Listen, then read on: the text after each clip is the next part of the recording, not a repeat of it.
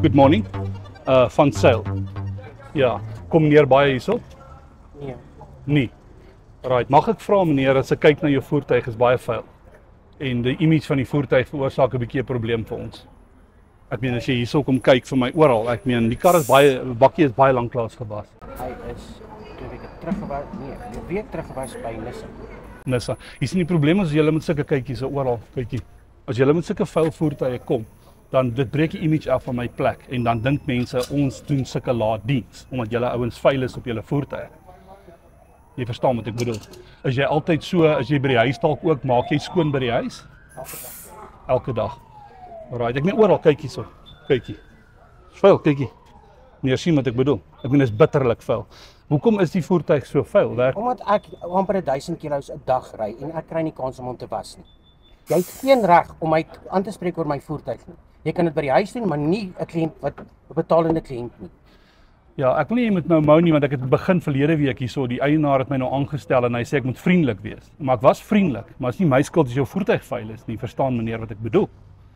Ek meen, ek is vriendelik, maar julle kyk, julle voertuie lyk so varkkokke, jy weet, en dan my kliënte wat hier kom, meneer mevrou van Sail en mevrou Pieters, hulle sê altyd, kom hier sommer skoon. Nou kom hulle hier en dan sê hulle kyk hoe vuil dit. Kyk hoe lyk dit, vuil.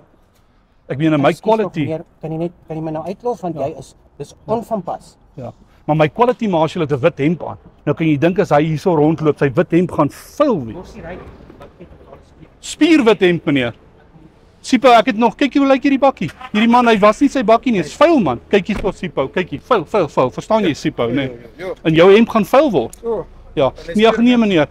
Ek sal vir jou Ek sal vir jou 'n voucher gee gratis meneer. Ek stel nie belang nie. Ja. Alraai, kan ek vir meneer iets wys? Nee, ek stel nie belang nie. Baie dankie.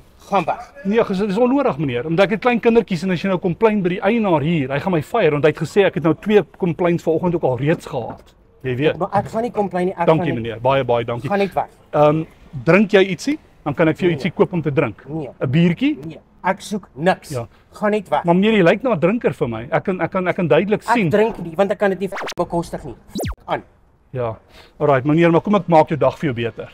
My naam is JD en ek is akteur. En as jy daar kyk, jy het op my versteekte hidden camera, jy's geprank.